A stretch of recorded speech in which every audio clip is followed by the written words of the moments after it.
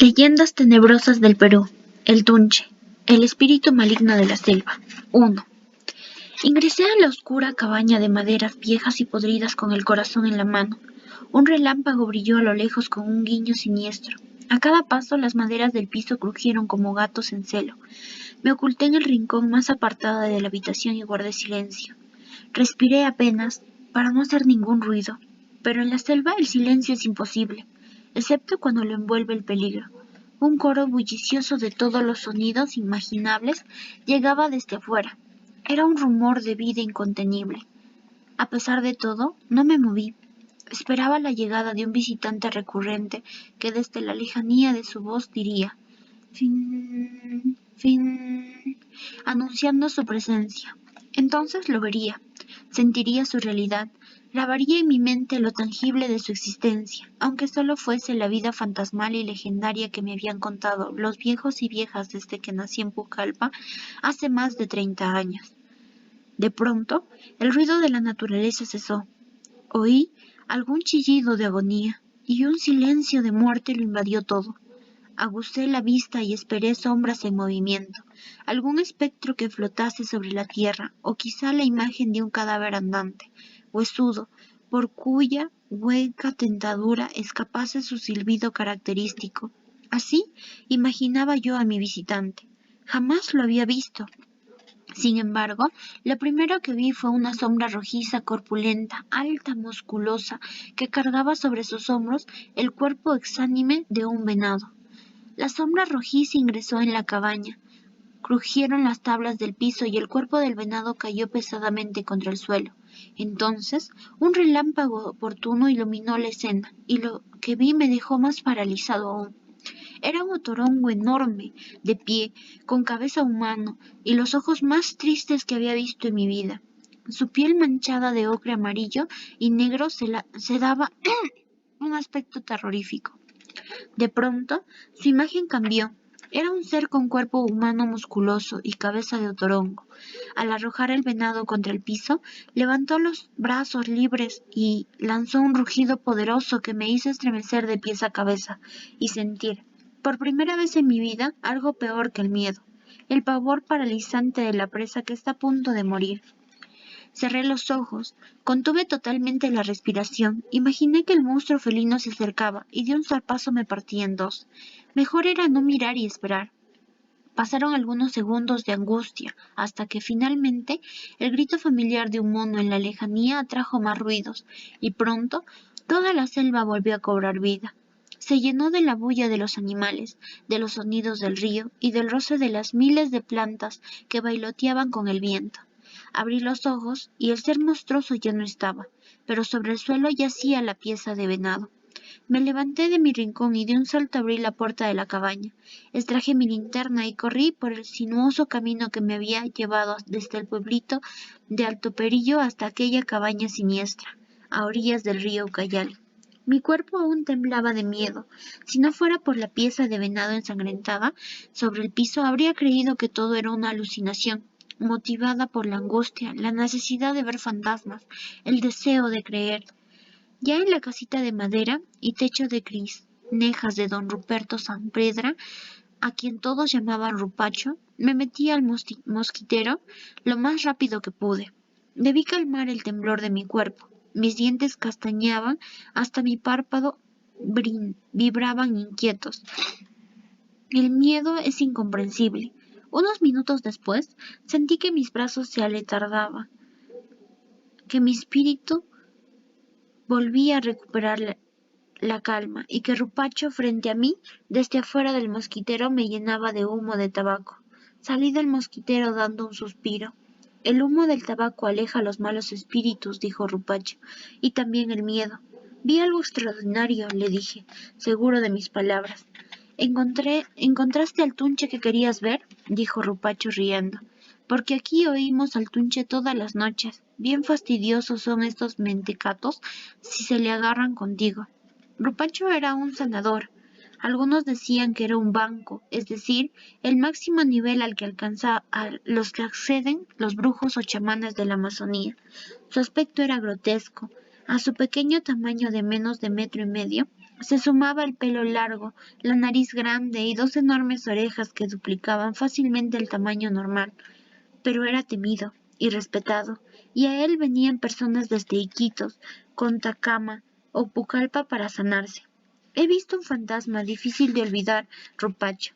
Era alto, fuerte, con cuerpo de otorongo y cabeza humana, o quizá con cuerpo humano y cabeza de tigre. No puede ser, dijo Rupacho, sorprendido, y llevaba un venado recién cazado que arrojó al suelo. No puede ser, repitió Rupacho. De pronto a lo lejos se oyó el sonido, roce de hojas, murmullo de aguas agrias, piedras entrechocándose, típico del Tunche. Fin, fin. Debo verlo, dije. Rupacho me hizo alto con la palma de la mano, pero no le hice caso. Corrí a la salida de la casa de madera, pero no me atreví a abrir la puerta. De pronto empezó a oler a muerto y a hacer frío. Había una mirilla en la juntura de dos tablas ya viejas, y por ahí miré hacia afuera. Súbitamente me tiré para atrás. Había creído ver el cuerpo andrajoso, podrido, huesudo, cadavérico del Tunche, pegado a la pared de la casa. No pude hablar, comencé a botar espuma por la boca y a tener convulsiones. No podía tragar aire, me ahogaba. Rupacho vino nuevamente hacia mí y me lanzó el denso humo de su mampacho, mientras emitía sus ícaros poderosos y cantaba, en una mezcla de quechua y cucama, un marirí de protección que me devolvió a la normalidad. Si no fueras terco, aprenderías, amigo. Amigo Ricardo, dijo Rupacho serio. Bajé la cabeza como un perrito arrepentido y le di la razón. Mi deseo de encontrarme con el Tunche era incontrolable. Debía redactar un informe para la universidad, donde estudiaba el último ciclo de antropología. Llevaba viviendo más de un mes en Alto Perillo, en la casa de Rupacho, y hasta ahora no había podido ver un Tunche o Tunchi, como también se le llama. ¿Cómo iba a escribir si no tenía nada para contar? Y esta noche de pronto todo se había juntado. Siéntate, dijo Rupacho. Voy a contarte todo lo que sé sobre Tunches y sobre ese ser que has visto en la cabaña maldita. Te dije que no fueras, pero terco, muy terco te fuiste, y has visto algo que ni mi generación ni la generación de mis padres han visto. Mi abuelo sí lo vio, y voy a contarte. Siéntate. Capítulo 2. Si vas a la selva y de pronto, en la noche cerrada, sientes frío o empiezas a oler a podrido o a muerto, o oyes un silbido que pareciera que viene de lejos, o si estás dentro de la selva y de pronto sientes que alguien te sopla en la nuca, o si en la mano, en el brazo, sientes que alguien te roza, o si te parece que una mano acaba de tocar tu pierna o despertar tu pelo, o si crees ver sombras que se mueven solas, o cuerpos que aparecen de humo o de aire, o miradas huecas o rojizas en lo profundo de la oscuridad, o si oyes pasos en la soledad de tu cuarto, o si crees que las hojas de los árboles conversan, o que las aguas del río están muy habladoras, y, sobre todo, si sientes que hay alguien a tu lado, pero miras y no hay nadie, y oyes ese fin, fin, que nos asusta a todos, y peor aún, si tu cuerpo empieza a desobedecer y no puedes moverte ni hablar y solo sientes el frío de la oscuridad o el frío del miedo, pues ten por seguro que el Tunchan te cerca, muy cerca. Voy a contarte. Una noche, doña Dorita empezó a sentir el Tunche a cada rato. Fin por aquí, fin por allá. No la dejaba tranquila. Entonces llamó a su compadre, don Rudencio, que era el brujo del pueblo, y tomaron ayahuasca. El compadre le dijo entonces que había visto en sueños que se trataba del Tunche de su marido, el que se había ahogado en el río, y que había venido a llevársela porque mucho la extrañaba. Pero doña Dorita no creía en tonterías. Muerto es muerto, dijo. Qué majaderías que un muerto esté con ganas de fastidiar. Y esa noche sintió que en la completa oscuridad algo la levantaba de la cama, y ella, sin fuerza, salió de la casa. Fue por el caminito de la quebrada y llegó al río Grande. Algunas personas que no podían dormir por el tremendo calor de esa noche la vieron entrar en el agua y se perdió ahí. Se ahogó. Nunca encontraron su cadáver. El Tunche de su marido se la había llevado. Y peor fue lo que pasó con el gavicho. Un día su mujer le comprobó lo mozandero que era y se volvió loca. Tomó el machete filudo y mató a sus dos guaguitas y después ella se cortó las venas y se dejó de sangrar. Cuando Gavicho llegó a su casa, después de su última aventura con otra mujer, descubrió el horrendo crimen. Lloró como nunca lo había hecho en su vida. Enterró a su mujer y a sus hijos, y desde entonces, todas las noches, oí el alma de su mujer andando por las calles del pueblo, flotando, caminando con una vela encendida en las manos, pidiendo perdón por haber matado a sus huevitas. ¿Qué culpa habían tenido ellos? Gavicho se fue a vivir a otra casa, porque cada vez que volvía de la chacra veía nuevamente la sangre en las paredes, la mesa húmeda y roja, las camas revueltas y todavía sangrantes. Una noche siguió el alma de su mujer y la vio entrar en la antigua casa, y ahí estaban ella y sus hijitos, todos con una vela en la mano, dando vueltas y vueltas, como en una procesión. El Gavicho no pudo soportar más. Quiso acabar con su dolor y con las espeluznantes imágenes. Trajo una galonera llena de querosene y le prendió fuego a su antigua casa. Vio a los tunches de su familia lanzar agudos chillidos de rabia, y de pronto los tres lo miraron. Vio tres pares de ojos ardiendo de odio, un rojo intenso como brasas diabólicas, y súbitamente se sintió sin fuerzas. Tres pares de manos lo atraparon y lo introdujeron en la casa ardiente. Los pobladores oyeron los gritos aterrorizados y muchos no durmieron esa noche. Al amanecer de la, al amanecer de la casa solo quedaban las cenizas, nada más, y después el olvido. ¿Comprendes ahora tú que quieres saber de Tunches, que imaginas que es un fantasma y nada más que eso? Es mucho más, más. Es el maligno, es la muerte invisible que camina. Nunca te cruces en su camino, no imites su silbido, no te acerques, más bien aléjate, ocúltate. Por eso, respeta nuestro tabaco. El mapacho ahuyenta a los espíritus, aleja al tunche.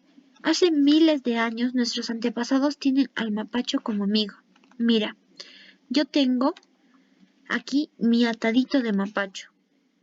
Si se me acaba los cigarros, lío el tabaco y al rato ya tengo varios cigarros para fumar.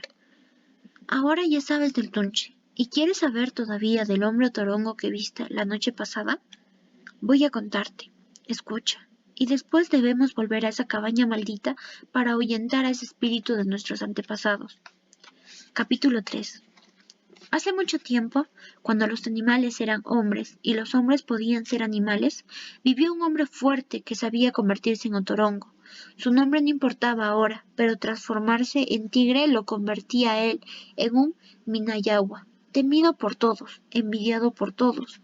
Su esposa había muerto, así que solo vivía con su hija, el esposo de ella y su nieta. El hombre era tabaquero, sabía dónde mirar y apuntar. Vivía alejado de todos. A veces su hija se acercaba a decirle: «Papá, ya no tenemos que comer». Y el hombre se internaba en el bosque y, transformado en Minayagua, cazaba venados, sachavacas y pirucos. Los dejaba junto a una aleta de lupuna. Luego tomaba su pucuna y cazaba paujiles y chanchos, que también dejaba en la aleta del árbol gigantesco. Iba donde su hija y le decía: «Hija, anda a la lupuna, que ahí tienes mi tallo», y se alejaba. La hija encontraba la gran cantidad de caza y se alegraba mucho con su esposo y su pequeña hija, pero los vecinos estaban envidiosos, miraban al venado y a la sachavaca y decían entre dientes: «Otra vez se ha convertido en Minayagua, va a cazar mucho nuevamente, mejor matemos a su hija». Y fueron con lanzas y flechas, mataron a la hija y se fueron. La nieta corrió a avisar y encontró al abuelo dormido en su hamaca, convertido en tigre. Con un palo lo golpeó y el abuelo volvió a ser hombre. Al enterarse de que los vecinos envidiosos habían matado a su hija, corrió hacia ella, fumó bastante tabaco y cantó marires poderosos, y revivió a su hija. Esto ocurrió muchas veces, hasta que un día los vecinos envidiosos aprendieron una cosa, que si cortaban a la hija en pedazos, el viejo Minayagua ya no podía revivirla, y así lo hicieron efectivamente.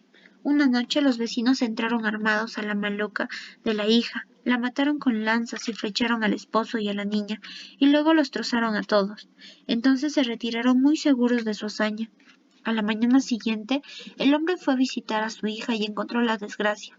Lloró desconsoladamente Intentó revivirlos, pero fue imposible. Su grito fue tan poderoso, ya convertido en hombre tigre, en Minayagua, que sus propios enemigos temblaron de miedo. Desde esa vez, el Minayagua ya no pudo convertirse en hombre, y comenzó su terrible venganza. Cada vez que un cazador se internaba en el bosque para llevar comida a su familia y se oía su grito desgarrador, era señal de que se había topado con el Minayagua. En esos casos, el cazador trataba de hundir, sudando de terror, pero el Minayagua lo alcanzaba de un salto, lo arrinconaba contra algún árbol y de varios zarpazos y mordidas lo dejaba muerto, partido en pedazos. Su familia solo encontraba restos de su cadáver comido por las fieras y alimañas de la selva. Además, la venganza del Minayagua no tenía límites. Cazaba hombres, mujeres y niños con igual ferocidad. No distinguía al bueno del envidioso. Los hombres nos habíamos convertido en sus enemigos, en sus presas. Mi abuelo me contó que esta historia se fue perdiendo en la noche de la memoria. Muchos hombres y mujeres murieron hasta que poco a poco dejó de hablarse del Minayagua, pero no había desaparecido. Quizás solo se había ido a cazar a otros territorios. Una vez ingresó a la casa de un pescador que dormía con su familia. Los mató a todos, los desangró como manteca de boa. Y es que esta familia había construido su casa de madera sobre la que antes fue, según dicen, la maloca de la hija del Minayagua, cerca de la quebrada y de una gigantesca lupuna. Pero el Minayagua cambió con el tiempo. Volvía de cuando en cuando a la casa abandonada y dejaba piezas de venado, sachavacas y sajinos, que cazaba en las noches tenebrosas. Estaría extrañando a su hija y nieta, que lo apaleaban para que se convirtiera en hombre cada vez que se dormía como tigre. Algunos oían llantos lastimeros, otros solo el rugido de la muerte. Mi abuelo cuenta que aquella ocasión en que el Minayagua trozó a la familia del pescador fue la última vez que tuvo noticias de él. Después parecía haber desaparecido. Mi padre tampoco oyó nada de él y pensó que todo era invención de los antiguos para asustar a la gente. Te aseguro que yo pensaba lo mismo hasta ahora. Tú lo has visto y eso no es nada bueno. Seguro dentro de poco vamos a oír de muertos destrozados por las garras y los dientes del Minayagua. Ahora que ya sabes todo, vamos a esa casa abandonada. Ayúdame a fumar mucho tabaco para expulsar a ese mal espíritu, para que ese monstruo del pasado no vuelva más, y también para que el Tunche deje de vagar por este pueblo. Capítulo 4. Cuando Rupacho terminó su relato, me quedé pensativo en un momento. Eso me ocurría cada vez que creía haber respondido a una interrogante, cuando en realidad se había abierto para mí un abanico de muchas preguntas, pero era tiempo para pensar. Debíamos actuar de inmediato. Ya estaba atardeciendo. El horizonte lamía una larga mancha sanguinolenta sobre el cielo. Los crepúsculos siempre son distintos y parecidos a la vez, en una diminuta chicra. Rupacho guardó mapachos y un pequeño mazo de tabaco, fósforos y papeles de periódico. Yo solo me agencié mi linterna de mano, del tamaño de un lapicero. Salimos del Alto Perillo, un pueblito hermoso y lleno de lomas, a orillas del río Ucayali, y nos internamos en el bosque. Entrar en el bosque significa casi siempre y a cualquier hora sumergirse en la noche. Un caminito oscuro nos llevaba hasta la quebrada, en cuya orilla se levantaba la casa abandonada a la que yo había ido la noche anterior en busca de tunches y espíritus vagabundos. Después de varios minutos la caminata se tornó larga y finalmente llegamos a la casa maldita. Un coro de sombras surgía en la naciente noche, y Rupacho no prestó atención a lo que a mí me había hecho estremecer de pies a cabeza. No seas miedoso, Ricardo. Entra, dijo Rupacho. Dentro de la casa había un olor extraño. Ya no olía solo a maderas viejas y aguas estancadas, humedad, tiempo envejecido. Olía también a podrido. ¿Por qué huele así, Rupacho? Pero si huele igual que siempre. Siéntate aquí y no hables. Me senté sin chistar. Me parecía extraño que Rupacho no hubiese prestado atención a las sombras que parecieron envolvernos al entrar a la casa, ni al extraño hedor del ambiente. Pensé que quizás se tratase de ratas muertas o cualquier animal en descomposición en algún rincón de la casa. Rupacho tarareaba un cántico en quechua. También decía algunas palabras en cocama, que podía distinguir claramente. Sobre los periódicos en el emponado habían extendido el tabaco. abierto el mazo y colocado en varias filas los mapachos, y mientras movía las manos iba cantando, suavemente, como para no molestar a nadie. Entendí su idea. No se trataba de enfrentarse, sino de pactar, sugerir la ausencia, ahuyentar con palabras y canciones. Cuando Rupacho encendió el primer mapacho, descubrí que ya era noche cerrada. Alrededor estaba tan oscuro como antes del nacimiento del mundo. Fumé también un mapacho, pero me atoré. Su fuerte sabor me golpeó la garganta y sentí náuseas. Dejé el cigarro a un lado y observé fumar a Rupacho. Pensé en los miles de años que los antiguos peruanos venían fumando, sanando, sabiendo cosas del mundo gracias al tabaco. Algunos lo bebían y Rupacho lo disfrutaba. De pronto, el piso crujió y mi cuerpo se escaprapeló. Una sombra rojiza cruzó el ambiente y el silencio más absoluto nos invadió. Por unos segundos, otra vez ese pesado olor a carne podrida. Rupacho tomó aliento y siguió cantando. De verdad necesito que fumes, me dijo. La puerta se abrió violentamente y cayó destrozada contra el piso, pero nadie entró. Era pura señal de furia. Rupacho siguió cantando y fumando. El ambiente olía a tabaco y me era difícil respirar. Oía palabras que se repetían una y otra vez. Vete, vete, Minayagua, duerme, duerme, Minayagua, sueña, sueña, compañero, tiempo, tiempo ya ha pasado. En eso, Rupacho salió disparado por los aires y fue a golpearse contra la pared de madera. Yo me puse de pie de un salto y lo llamé. Corrí a buscarlo y levantarlo del piso. No dejes de fumar, me dijo. Volví por los mapachos y repentinamente me vi frente a frente con el hombre torongo, gigantesco y de pie, rojizo como un monstruo de sangre, con sus fauces sanguinolentas y sus ojillos brillantes y amarillos. Me paralicé por completo. Mi terror era absoluto. Por suerte sentí una nube de tabaco a mi alrededor. Nunca amé tanto el tabaco como entonces. Rupacho otra vez venía a salvarme, pero el monstruo no estaba para humos ni canciones, así que nos golpeó a los dos y caímos cerca de la puerta destrozada. Nos miramos y comprendimos que debíamos huir. El cigarro de Rupacho había caído sobre los periódicos y se había encendido un pequeño fuego. Sentí que caía sangre por mis ojos y me sentí herido. Rupacho también sangraba. Nos ayudábamos mutuamente a salir de la casa terrible y llegamos al caminito, donde nuestras piernas se doblaron aplastadas por el dolor. Al ver la mirada hacia la casa abandonada, descubrimos que el fuego ya se había extendido y acababa de llegar al techo del Crisnejas, que se encendió como seco papel ávido de fuego. Un rugido estremecedor se oyó en toda la selva, un rugido de animal herido y enojado. ¿El hombre torango estaría quemándose en su propia casa?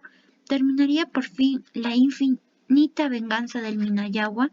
La casa de madera ardió en pocos minutos. Los carbones del techo se vinieron abajo y las paredes devoradas desde dentro por los comégenes y gusanos. Fueron presa fácil de las llamas.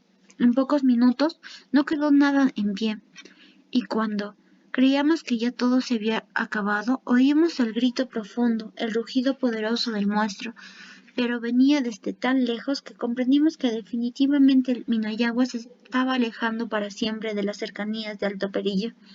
Logramos alejarlo, Rupacho, dije adolorido pero contento. Sí, lo logramos, dijo Rupacho, pero no sé cuántas heridas tengo. No puedo ver y estoy sangrando mucho. Yo también estoy sangrando, dije agitado, y no sé de qué estoy herido. Deben ser las garras del tigre, dijo Rupacho. Nos pusimos de pie nuevamente y emprendimos la marcha. No era difícil avanzar por el caminito que nos conduciría al pueblo. Lo difícil era soportar el dolor. Pronto estaríamos en la cama limpia. Nos bañaríamos primero y luego nos cubrirían las mujeres del pueblo, agradecidas. Pronto dormiríamos como niños felices y toda la pesadilla de esta casa maldita habría terminado. Y por fin podría redactar mi informe para la universidad. No me importaba que no me creyeran la experiencia vivida. La experiencia vivida era suficiente para mí y me acompañaría toda la vida. Faltaban pocos minutos para llegar al pueblo. Ya oíamos los aullidos de los perros a lo lejos. Aunque cojeábamos, íbamos tomados del brazo y los hombros nos ayudábamos a soportar el dolor. Fue entonces cuando sucedió. Apareció el frío que todo lo rodeaba, el temblor en las piernas, la náusea en el filo de la boca y ese sonido lejano que no era otra cosa que el silbido de la muerte. Fin, fin. La gente solía decir que el Tunche silbaba fin, fin, pero yo escuchaba fiu. Rupacho cayó de rodillas y buscó la chicra con el mazo de tabaco que se le había caído en la casa abandonada. Buscó sus mapachos, pero todo el tabaco se había quedado en la casa también. No había cigarros que nos salvaran esta vez. En ese momento la selva no parecía la casa amiga de siempre, sino una cárcel horrenda de la que no podíamos escapar. Miré a Rupacho y tenía los ojos en blancos, el cuerpo contorsionado, las babas rebalsando por su rostro petrificado. Me había convertido y advertido tanto sobre los peligros del maligno, y ahora estaba exhalando sus últimos suspiros. Al final, cayó pesadamente en tierra. Quise correr en su auxilio, pero no pude. Una fuerza sobrenatural me detenía y anulaba todas mis fuerzas. Estaba tan paralizado como un árbol seco a punto de ser derribado por el viento. Al poco rato también caí en tierra de rodillas. Sentí que mi boca espumaba de espanto y que se atoraba mi respiración, mientras el maligno, el tunche de las selvas profundas, pasaba cerca de mí y se inclinaba sobre Rupacho. No podía verlo, pero sentía su presencia, su frío estremecedor, su olor nauseabundo. Podía simplemente sentirlo. Ni siquiera el pavor que había sentido anteriormente ante el hombre otorongo podía compararse con este miedo cerval. No había palabras para describir el otro miedo, el definitivo, el último. Vi que el cuerpo de Rupacho era envuelto por una nube más oscura que la noche. Luego pareció torcerse, quebrarse, como si se tratase de una imagen que se disuelve en el agua cuando lo agitamos. No quedaban ni restos de humo ni vapor, ni viento movido, solo un largo silbido que se perdía en el horizonte. A pesar de que me abandonaban las fuerzas, pude empezar a respirar de nuevo. A lo lejos, los perros aullaban desesperadamente. Fin.